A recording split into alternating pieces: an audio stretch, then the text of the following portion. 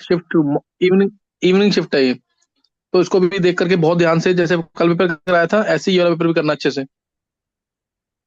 दक्ष तेरे मार्क्स कितने हैं? सर कम है। कम है? तो अब देख, मेहनत कर ले अच्छे से, अब देख, ला सकता है नंबर अच्छे, तो ट्राई कर ले एक बार। Yes sir. चलो देखो उधर, consider the following spectra, spectral lines for atomic hydrogen. पहला बोला a first line of Paschen series, first line of Paschen, Lyman Balmer Paschen, यानी ये फर्स्ट लाइन यानी 3 से 4 पे, एक तरह से first line of Paschen series 4 से 3 पे आ रहा है कोई भी इलेक्ट्रॉन जो है ना। Second line of Balmer series यानी 4 से 2 पे आ रहा है। और third line of Paschen series, Lyman Balmer Paschen, third line, third 6 से 3 पे आ रहा है। Fourth line of Brackett series, fourth line of Brackett series, Lyman Balmer Paschen Brackett fourth है ना, तो यानी 8 से 4 पे आ रहा है। ये पहले लिख लेना। The correct arrangement of the above lines in ascending order of energy, ascending order of energy, जितना नीचे आएगा इलेक्ट्रॉन उतनी एनर्जी रिलीज ज्यादा होगी या एब्जॉर्ब भी ज्यादा होती है, जितना नीचे आएगा। तो सबसे नीचे कहाँ पे आ रहा है? 2 पे। फिर उसके बाद आ रहा है हमारा 2 पे नीचे आ रहा है, और 4 से 2 पे, और ये फिर 3 पे आ रहा है। 4 से 3 पे है, ये 3 पे भी है, 6 से 3 पे है, ये 6 से 3 पे, ये 8 से 4 पे। तो सबसे ज्यादा एनर्जी होगी बी वाले की, फिर होगी सी वाले की, क्योंकि 6 से 3 पे है। पहले है 4 से 2 वाले की, क्योंकि 2 पे आ रहा है। ये 6 से 3 पे ये भी है, 6 और 4 से 3 ये भी है। 6 से 3 में ज्यादा एनर्जी रिलीज होगी। तो पहले आएगा 2, फिर 3 यानी बी, फिर सी, फिर ए, फिर D, B C A D देख लेना। बी सबसे ज्यादा होना चाहिए, बी सबसे ज्यादा, बी सी ए डी। ये रहा आंसर, फोर्थ आंसर है। अतुल एक बार चेक करते रहिए, फोर्थ आंसर है। यस सर आयुषी, ठीक। Yes sir. आंसर होंगे तो चेक करते रहना एक बार, सही है ना। सेकंड क्वेश्चन देखेंगे। ठीक है सर। नेक्स्ट है, list first pair of compound दे रखा है, 2 मिथाइल प्रोपीन एंड ब्यूटवनीन। तो ये दोनों तो क्या है? चेन आइसोमर्स है ये। प्रोपीन 3 आइसोमर्स तो हैं ये। इसमें लॉन्गेस्ट चेन में कितने कार्बन है? 3। इसमें कितने हैं? 4। तो ये चेन आइसोमर्स में आ जाएगा थर्ड। सिस ब्यूटवीन, ट्रांस ब्यूटवीन, ये तो ज्योमेट्रिकल आइसोमर्स यानी जीरो आइसोमर्स होंगे।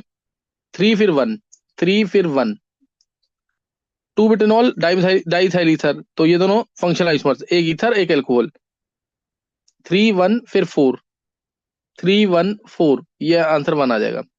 और ब्यूटवरीन ब्यूटूइन, ये दोनों पोजीशन आइसोमर्स, यानी 3 1 4 2, 3 1 4 2 फर्स्ट में आ रहा है। थर्ड क्वेश्चन,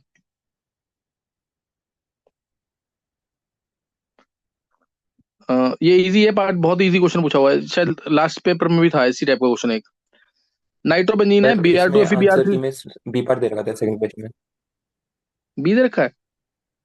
हाँ। सर वो गलत है, फर्स्ट आएगा इसका। अच्छा, करेक्शन लिख दियो अतुल एक बार ढंग से है। Okay sir. सेकंड क्वेश्चन में आंसर फर्स्ट आएगा, 2 नहीं आएगा, सही। फिर नेक्स्ट है, consider the below sequence of reactions the number of bromine atoms in the final product. पहले B R two F B R three डाला, बी आर आ गया मेटा पे, एस एन एच सी डाला तो NH2 बन गया। फिर पीएच को एडजस्ट कर दिया, फिर B R two H two डाला तो बी आर यहाँ पे भी, पैरा पे भी, और दोनों ऑर्थो पोजिशन पे भी, B R B R B R. और उसके बाद NaNO2 HBr डाला या NaNO2 HCl डाला तो N2Cl बन जाएगा ऊपर, N2Br बनेगा, इसमें N2Br बन गया। फिर CuBr HBr डाला, CuBr NaBr, तो ये Br बन जाएगा, ये भी Br बन जाएगा। यानी अब इसने बोला नंबर ऑफ ब्रोमीन एटम्स बोला था फाइनल प्रोडक्ट में, 1 2 3 4 5, 5 ब्रोमीन आ जाएंगे। तो इजी क्वेश्चन है, डायरेक्ट कन्वर्जन से रिलेटेड है। Fourth question, aqueous HCl reacts with MnO2 in to form MnCl2, MnO2 plus HCl, बहुत इंपॉर्टेंट प्रिपरेशन है Cl2 गैस की। तो MnCl2 बनता है प्लस Cl2 बनता है, MnCl और H2 तो आएगा ही। और यहाँ पे आएगा 4 Cl है ना, 4 HCl आएगा, 4 HCl to form Cl2 and H2 लिख दिया इसने। रिडॉक्स रिएक्शन है, what is the weight in gram of Cl2 liberated when 8.7 gram of MnO2। 8.7, Mn का 55, O2 30, 55 प्लस 32 87, 8.7 ग्राम है यानी 0.1 मोल हो गया ये। 0.1 mole is treated reacted with excess of accuracy है, ये एक्सेस में है तो इससे कोई मतलब नहीं होगा, लिमिटिंग रीजन MnO2 है। मोलर मास दे रखे हैं सबके, और पूछा गया है इसमें वेट ऑफ Cl2, 0.1 मोल से 0.1 मोल Cl2 मिलेगी, और 0.1 मोल Cl2 71 ग्राम है, 7.1 ग्राम। इजी क्वेश्चन है, बिल्कुल डायरेक्ट क्वेश्चन है। 7.1 ग्राम। आंसर चेक करते रहना अतुल, एक बार आयुषी तुम भी चेक कर लेना एक बार answer. Next 5th question. By usual analysis, 1 gram of compound gave 1.79 gram of magnesium pyrophosphate, Mg2P2O7. Mg2P2O7. The percentage of phosphorus in the compound, ये डायरेक्ट क्वेश्चन है, कल BSO4 से रिलेटेड क्वेश्चन था, आज मैग्नीशियम पायरोफॉस्फेट से related question है। तो इसका वेट हमारा कितना है, Mg2, इसका तुम्हें अगर ध्यान हो तो 222 वेट होता है, POC में बताया वो डायरेक्ट, फिर भी निकाल के ये Mg का वेट 24, तो 48 हो गया, 48 और P2 हो गया 62, 31 होता है P का, तो 48 और 62 ये सीधा हो गया 110 प्लस 112 यहां से आ जाएगा, 16 इंटू 7, तो ये सीधा आ गया 222 ग्राम। डायरेक्ट पता भी होना चाहिए। तो 222 ग्राम में हमें निकालना है फॉस्फोरस की परसेंटेज, ये लिखा है ना यहाँ पे, परसेंटेज ऑफ फॉस्फोरस। तो P2 है तो 62 ग्राम, 222 ग्राम में 62 ग्राम, तो हमें निकालना है 1.79 ग्राम, ये था 1.79 ग्राम, और कंपाउंड का वेट है 1 ग्राम, तो 62 divided by 222 into 1.79 divide by 1 into 100, ये परसेंटेज आ जाएगी फॉस्फोरस की। क्या आंसर है इसका? 50%। 50 एग्जैक्ट तो नहीं आएगा इसमें, चलो देख लेना है, हाँ अप्रोक्सीमेशन में होएगा। Next question.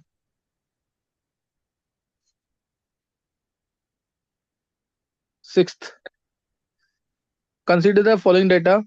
Delta H not they रखा है मिथेन के फॉर्मेशन का, enthalpy of sublimation of graphite, distribution enthalpy of hydrogen, ये तो क्लास में पहला क्वेश्चन होता है, बॉन्ड एनर्जी से रिलेटेड पहला क्वेश्चन। फॉर्मेशन ऑफ CH4 दे रखा है, C+2H2, C solid plus 2H2 gas gives CH4 gaseous. Delta H इसका दे रखा है -x, तो डेल्टा जिसमें दे रखा है इसी में बॉन्ड एनर्जी का फॉर्मूला लगा दो, -x is equal to bond energy of reactants, carbon solid से कार्बन गैस में जाएगा, सब्लिमेशन एनर्जी दे रखी है y, HH बॉन्ड एनर्जी दे रखी है z, तो ये आ जाएगा 2z, y plus 2z minus, इसमें 4 CH बॉन्ड है, -4 time bound energy of CH, तो ये कितना आ जाएगा यहाँ से, ये आ जाएगा हमारा, इसको इधर ले जाएंगे, y plus 2z plus x by 4, y plus 2z plus x by 4, y plus 2z plus x by 4, देख लो कहाँ पे CH की बॉन्ड एनर्जी पूछी होगी, तो डायरेक्ट क्वेश्चन था।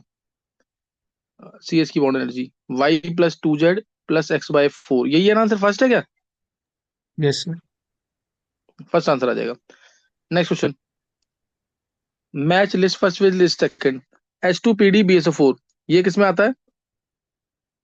ये हमारा आता है रोजोमन रिएक्शन में, सही ना, RCOCl से RCHO जब बनाते हैं तो आता है SnCl2 प्लस HCl, ये हमारा स्टीफंस में आता है सेकंड, फिर फोर्थ CrO2Cl2 CH2, ये इटार्ड में आता है फर्स्ट, सेकंड फोर्थ फर्स्ट, फिर लास्ट थर्ड, ये होगा गेटरमन कोच में CO प्लस HCl, तो second fourth first third, second fourth first third, second fourth first third, ये fourth option.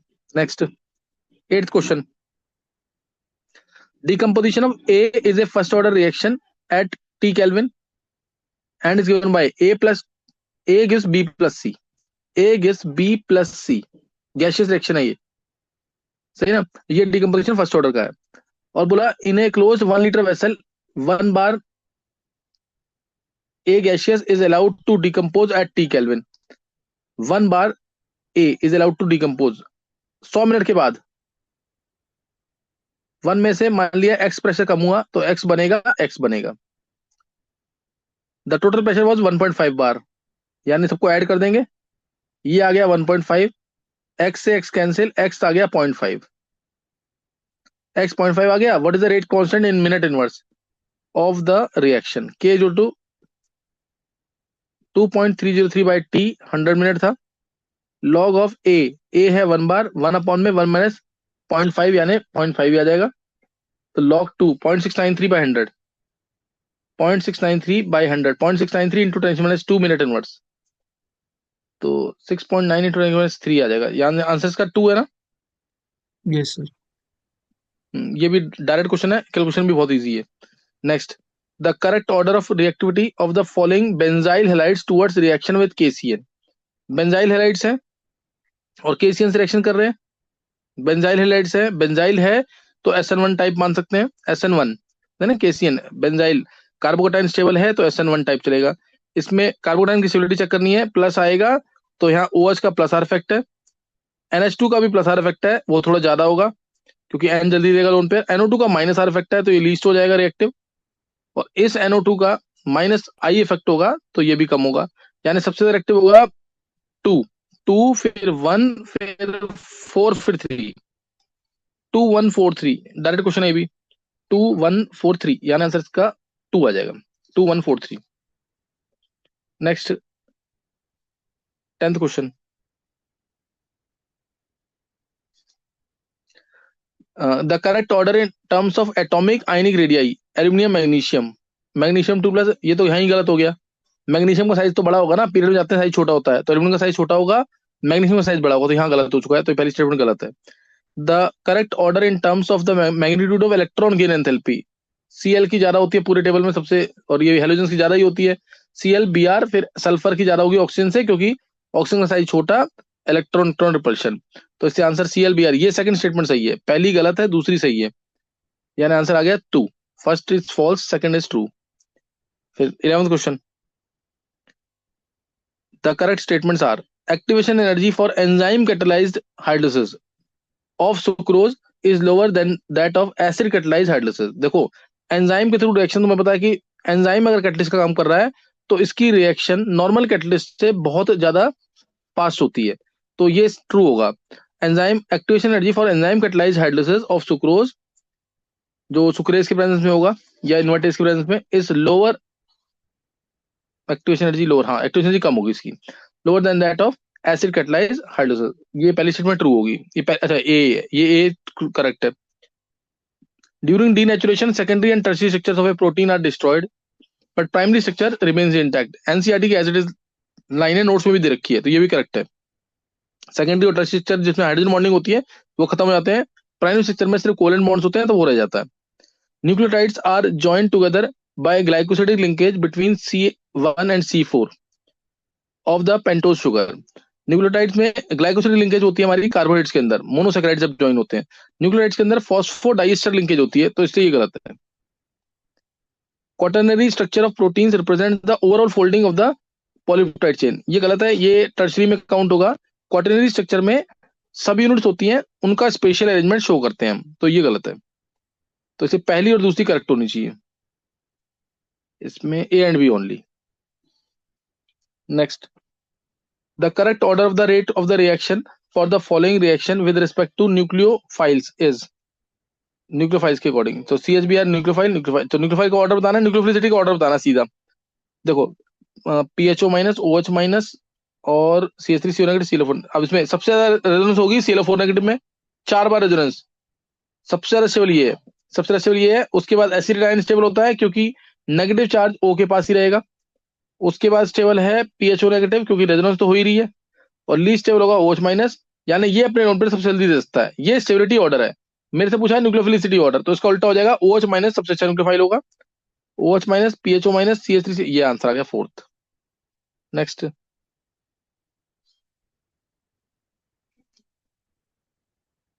crystal field stabilization energy of CrH2O6 2+ is greater than that of MnH2O6 2+। CrH2O6 2+, Cr2+ है, argon ये आ जाएगा 4s35, argon 3d4, 3d4 और weak field ligand है, और MnH2O6 2+ है तो Mn2+ आएगा, आर्गन 3d5, तो ये आ गया, और वीक फील्ड लिगेंड है, बैक पेयरिंग होगी नहीं।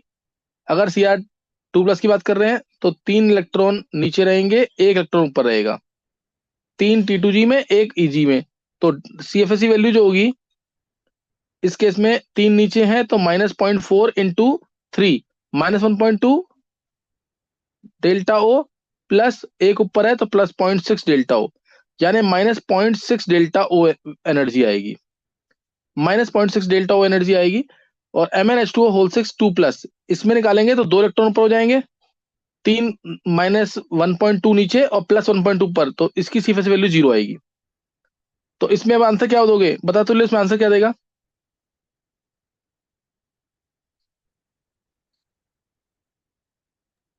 कुछ ज्यादा ही मानेंगे, क्यों? मोड़ लेंगे ना मतलब ऐसे हाँ, सी वैल्यू जब पूछते हैं ना एनर्जी ऐसे, को। तो मोड लेके करते हैं, तो मोड लेके करते हैं, ध्यान रखना चीज का। इसलिए ये पहली स्टेटमेंट करेक्ट है।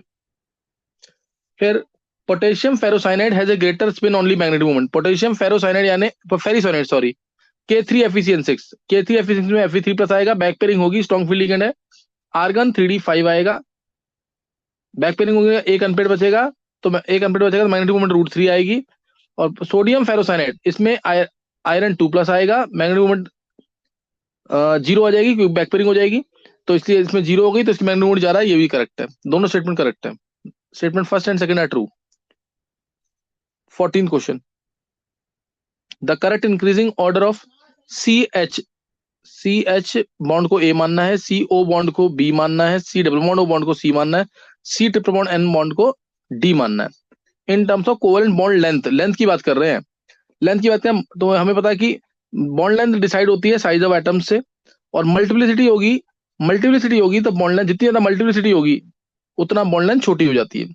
तो ऑक्सीजन ऑक्सीजन अगर दोनों आ रहे हैं तो डबल बॉन्ड वाला छोटा होगा और सिंगल बॉन्ड ओ वाला बॉन्ड लेंथ ज्यादा होगी, तो सबसे ज्यादा बॉन्ड लेंथ होगी सिंगल बॉन्ड ओ की, यानी इसका आंसर आएगा बी, सिंगल बॉन्ड ज्यादा। और उसके बाद सी एच बॉन्ड तो सबसे छोटा होगा, पता होना चाहिए क्योंकि एच का साइज ही बहुत छोटा होता है। उसके बाद आ जाएगा हमारा सी, क्योंकि इसमें डबल बॉन्ड है, और फिर आएगा triple bond D, triple bond सबसे छोटा। सी एच बॉन्ड छोटा क्यों रखा, क्योंकि इसमें सी एच बॉन्ड तो होगा ही छोटा, सी एच है ना, एच का साइज तो बहुत छोटा होता है। तो बी सी डी ए, ये है कहीं BCDA, ये आंसर 2 आ जाएगा। 15th, given below are 4 compounds, n propyl chloride, isopropyl chloride, secondary butyl chloride, neopentyl chloride, चारों ने रखे हैं percentage of carbon in the one which exhibits optical isomers, तो इसमें ऑप्टिकल आइसोमर्स तो दिख ही रहा है, एन प्रोपाइल में नहीं होगी, आइसोप्रोपाइल में भी नहीं होगी, सेकेंडरी में हो जाएगी, सेकेंडरी प्रोपाइल क्लोराइड में ये होगी ऐसे। तो परसेंटेज ऑफ कार्बन निकालना है, ये CH3 है, CH है, CH2 है और CH3 है, परसेंटेज ऑफ कार्बन, कार्बन की यानी परसेंटेज ऑफ कार्बन इन विच, तो 12 divide by total weight, total weight कितना है इसका, टोटल वेट कितना आएगा इसका, C4H9, 48 प्लस 9, 57 प्लस 35.5, 57 प्लस, ये 92.5 है, वेट क्या है इसका, एक बार चेक करना, 92.5 बाय इंटू 100, ये है, तो इसमें परसेंटेज 12 बाय 92.5 इंटू 100, यही है ना, एक मिनट, ये तो कुछ गलत हो रहा है, परसेंटेज ऑफ कार्बन, अच्छा कार्बन तो ज्यादा है ना, 48 है टोटल, कार्बन की वजह निकालनी है ना 48, तो ये हमारे 48 नीचे 96 होता है तो 50% आता है, 50% से ज्यादा आएगा, यानी 52 और 56 में आंसर है, बहुत ज्यादा तो नहीं आएगा, 52% होगा शायद, क्या आंसर है इसका अतुल्य। 52 ही। हाँ 52 आ जाएगा। नेक्स्ट है, given below are some of the statements about manganese and Mn2O7, identify the correct statement. Mn forms the oxide Mn2O7 in which Mn is in its highest oxidation state, सही है, Mn की state +7 आ रही है। Oxygen stabilises the Mn in higher oxygen state by forming multiple bond, ये भी बिल्कुल सही है, इसमें मल्टीपल बॉन्ड बनेंगे Mn2O7 में, ये इस तरह से मल्टीपल बॉन्ड आएंगे, तो मल्टीपल बॉन्ड जो है वो उसको स्टेट को स्टेबलाइज करेगा, ये भी सही है। Mn2O7 is an ionic oxide, higher state है Mn2O7, हायर स्टेट, Mn की +7 स्टेट है, +7, इतनी ज्यादा स्टेट में कभी आयनिक बॉन्ड नहीं बन सकते हैं, Mn+7, वैसे भी तुम्हें पता है कि बहुत छोटा कैटायन होगा, फजांस रूल अगर सोचो तो बहुत छोटा कैटायन होगा तो कोवेलेंट कैरेक्टर ज्यादा होगा उसके अंदर, तो ये गलत है। Structure of Mn2O7 consist of one bridged oxygen, ये करेक्ट है, यानी इसका आंसर आ जाएगा A B और D, A B and D 2। Next 17 question, for a closed circuit, Daniell cell, Daniell cell होता है जिंक कॉपर का couple. With the following plots is the accurate one at a given temperature. ये E naught cell versus time का है। तो तुम्हें पता होगा ई नोट सेल तो टाइम के साथ साथ चेंज नहीं होता, ई सेल चेंज होता है। ई सेल चेंज होता है, ई नोट सेल चेंज नहीं होता। तो इसलिए ई नोट सेल जब चेंज नहीं होता तो उसमें सोचना ही नहीं ज्यादा, आंसर 2 आ जाएगा इसका। Next 18th, given below are two statements. Compound X shown below dissolves in NaHCO3।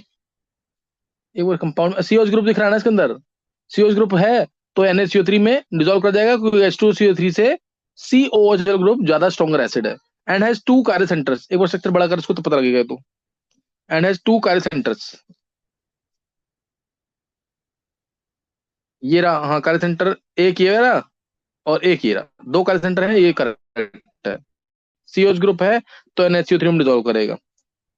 उसके बाद क्या है, ये तो इजी पार्ट था इसमें ना। फिर अगला है compound Y shown below has two carbon with sp3 addition, two carbon with sp3, सही है। ये रहा एक sp3 दो sp3, टू कार्बन sp3 वाले हैं, सही है। वन कार्बन विद sp2, हाँ ये रहा वन कार्बन विद sp2, ये भी सही है। And one carbon with sp2, अच्छा ये दो sp2 दो ये sp होगा क्योंकि sp2 लिखना होता था पहले लिख देता वो, ये करेक्शन है यहाँ पे। वन कार्बन विद बीच वाला कार्बन जो है उसमें दो सिग्मा बॉन्ड्स हैं, कोई लोन पेयर नहीं है, sp एडिशन। तो स्टेटमेंट दोनों करेक्ट है, दोनों स्टेटमेंट करेक्ट है, तो आंसर आ जाएगा 3rd। नेक्स्ट करेक्शन लिख दियो अतुल्य। 19th question, the correct order in terms of bond distribution enthalpy. ये तो मैंने तुम्हें बहुत बार पढ़ाया हुआ क्लास के अंदर, बहुत ही इंपॉर्टेंट क्वेश्चन है ये। CBI बीच में एफ करके बहुत बार करवाया हुआ है। Cl2Br2 F2I2, FF का साइज छोटा, F का साइज छोटा, तो दोनों F में सिंगल बॉन्ड बनेगा तो लोन पे रिपल्शन होगी, तो इसलिए इसकी बॉन्ड स्ट्रेंथ थोड़ी कम हो जाती है। तो इसलिए आंसर आएगा Cl2Br2 F2I2, ये करेक्ट है। The correct trend in the covalent character of the metal halides, SnCl4 ज्यादा स्टेट में है तो कोवेलेंट कैरेक्टर ज्यादा होगा, करेक्ट है।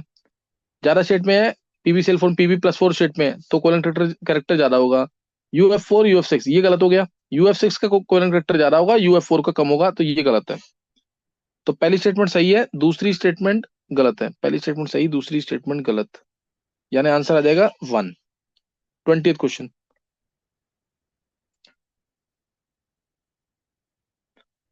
क्वेश्चन कौन सा है, 20। On heating a mixture of common salt and Na2K2Cr2 in equal amount along with concentration, ये तो कल भी था ना क्वेश्चन अतुल्य, कल था ये NaCl प्लस के क्रोमाइल क्लोराइड टेस्ट, कल भी था शायद, लास्ट क्वेश्चन था, यस सर। है ना। सेम क्वेश्चन, मतलब देखते हैं सेम टाइप का है कि नहीं। क्रोमाइल क्लोराइड टेस्ट देखो, इसमें भी था इसमें भी था। इन टेस्ट हुए gas is evolve, gas chromyl chloride होती है, रेडिश ब्राउन वेपर्स CrO2Cl2, इसके रेडिश ब्राउन वेपर्स आएंगे। Formula of the gas evolve, सही है, CrO2Cl2 and oxygen state of the central atom in the gas, ये तो बहुत इजी क्वेश्चन है। क्रोमियम के +6 स्टेट और ये आंसर आ गया इसका CrO2Cl2, CrO2, ये रहा CrO2Cl2 +6 स्टेट। देखो अब बहुत सारे क्वेश्चंस आ जाते हैं सिमिलर, इसलिए पेपर जरूर करके जाना। अब क्रोमाइल क्लोराइड टेस्ट आया हुआ है तो उसको प्रॉपर तरीके से कर लेना, बोर्ड के सिलेबस में है नहीं ये। नेक्स्ट क्वेश्चन है, अब अतुल इसको क्या अलग शो कर सकता है किसी तरीके से, क्योंकि इसमें स्पेस चाहिए यस होगा सर, लिखने के लिए शायद।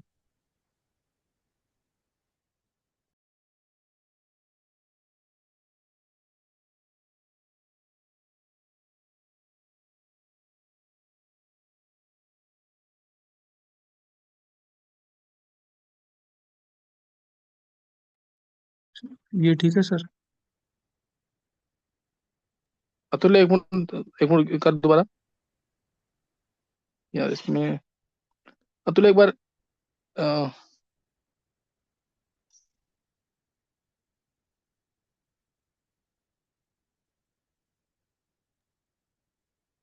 ये ठीक है सर। एक मिनट, आ नहीं रहा इसमें यार। हाँ सही है।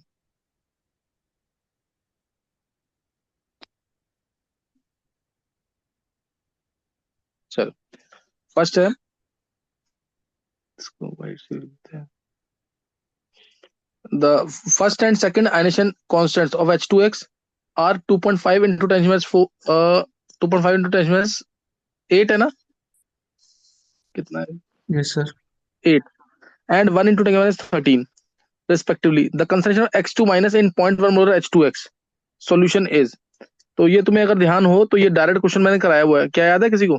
डायरेक्ट करते थे इसको, H plus plus HX minus, फिर HX माइनस दोबारा टूटेगा, H plus plus X2 minus, ये है हमारा 0.1 ना, हाँ 0.1, 0.1 में से X गया, X बनेगा, X बनेगा, X में से Y गया, Y बनेगा, Y बनेगा, यहाँ पे हो गया X प्लस वाई, यहाँ पे हो गया Y प्लस एक्स, तो उसके बाद ये X माइनस वाई है ही।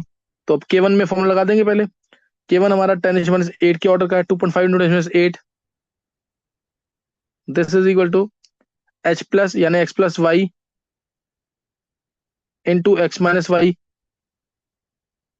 Divided by 0.1 minus X divide by 0.1 minus X. तो यहाँ से हमें पता है कि y बहुत छोटा होगा, तो x प्लस वाई के कंपेरिजन में भी y negligible, x minus Y के कंपेरिजन में y नेग्लिजिबल, यहाँ पे भी x नेग्लिजिबल, 0.1 के कंपेरिजन में x छोटा होगा।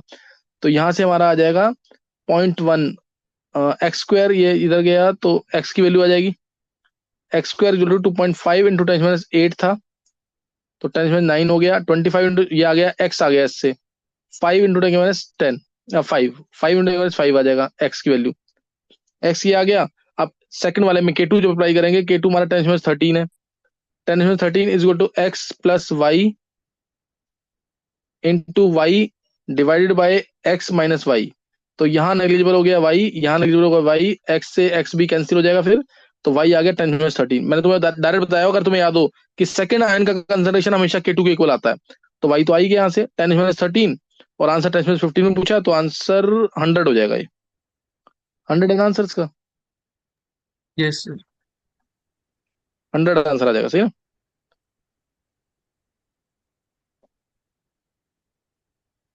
Hundred 22 question. ये तो मतलब जिसने प्रैक्टिस की हुई ना, वो देखते ही मार्क कर देगा, इसको वो करने की जरूरत नहीं पड़ेगी इसको। फिर नेक्स्ट क्वेश्चन है, the osmotic pressure of a living cell is 12 atmosphere at 300 kelvin. The strength of the sodium chloride solution that is isotonic with the living cell, यानी सेम है इसका, सोडियम क्लोराइड बोला ना, तो P to ICRT,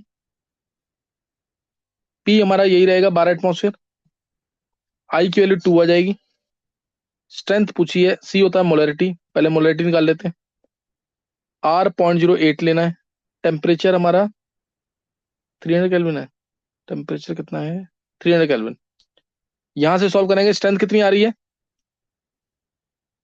0.25।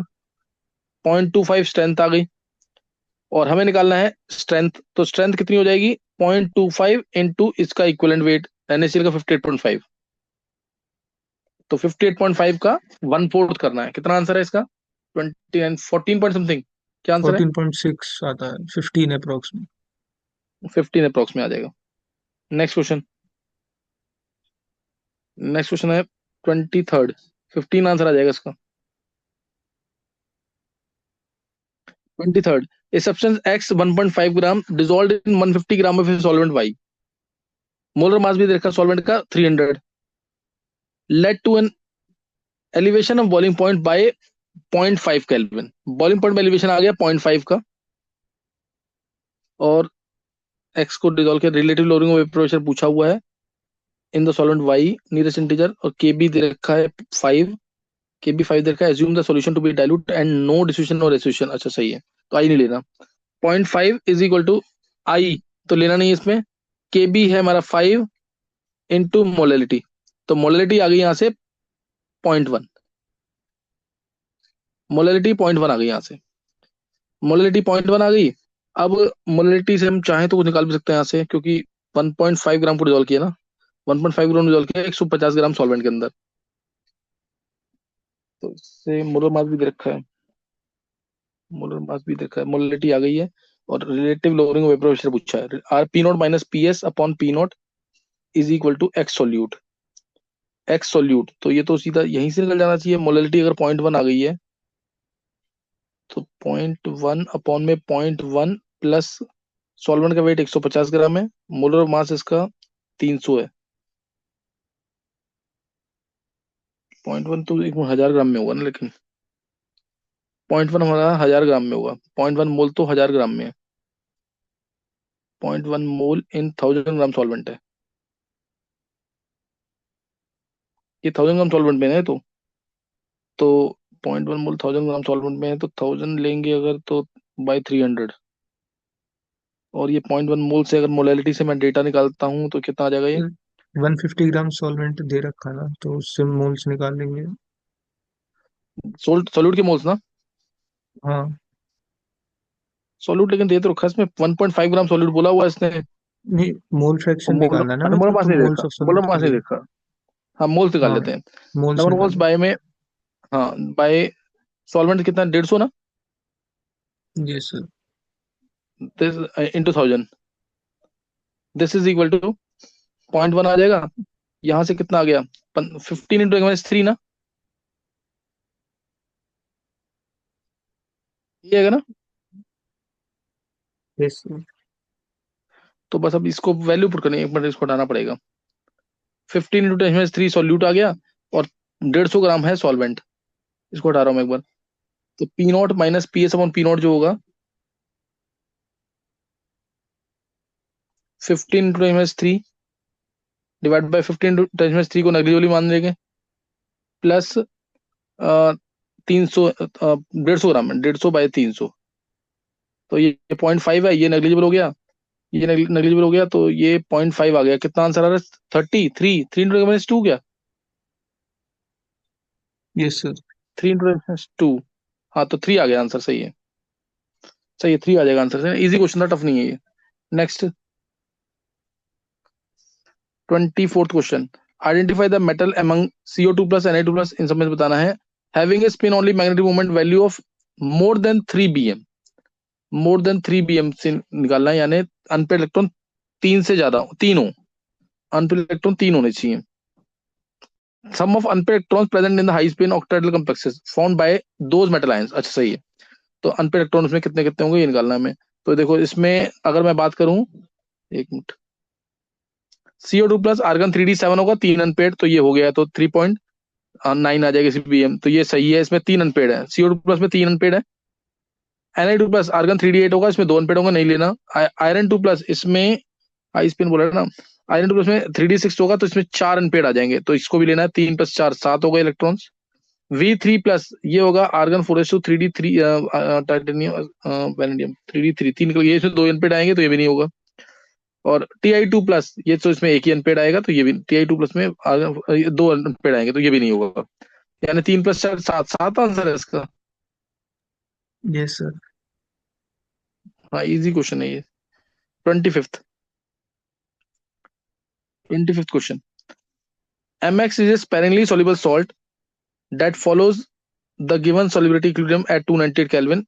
MX gives M plus plus X minus, KSP इसका देखा था 10 with the standard reduction potential for M plus aqueous gives M solid is E naught, ऐसा इसकी E naught वैल्यू दे रखी है स्टैंडर्ड वाली, is इतना, then the value of standard reduction potential for the metal insoluble salt and electro, ये तो direct ही बोल दिया इसने। तो इसका अगर तुम्हें फॉर्मूला याद हो तो मैंने क्लास में कराया हुआ है, metal insoluble salt and electrode का। ई नॉट इसका क्या होता है, ई नॉट ऑफ M प्लस से M plus 0.0591/n log KSP। क्या ये फॉर्मूला याद है, डेरिवेशन कराई हुई है इसकी। M plus plus electron gives M, और MX gives M plus plus X minus, इन दोनों इक्वेशन को यूज करके इक्वेशन डिराइव करेंगे, और ये इक्वेशन करवा रखी है, डेरिवेशन करा रखी है इसकी। Metal insoluble salt and electrode, तो ये वैल्यू कितनी दे रखी है, ई नॉट वैल्यू 0.79 है, प्लस 0.0595 बोल लेना है इसको, बाय एन की वैल्यू 1 है क्या, एन की वैल्यू 1 log ऑफ 10⁻⁻10, तो इसी को सॉल्व करना है। ये तो कितना आंसर है, 0.79 माइनस 10 बाहर आ जाएगा, 10⁻⁻10 बाहर आएगा, तो माइनस में आ जाएगा 0.59, यही आंसर है इसका। 0.2, यस सर, 200 है, मिली वोल्ट में है। अच्छा मिली वोल्ट में है, तो 0.2 आ जाएगा वोल्ट में, और मिली वोल्ट में निकाला है तो 1000 कर देंगे, 200 मिली वोल्ट आ जाएगा। ये तो आसान था तुल्य पेपर, यस सर। इसमें, हाँ इसमें कैलकुलेशन कम थी, ये होना चाहिए था तुल्य। अब तू गलतियां देख अपनी क्या गलतियां हो रही हैं। अभिषेक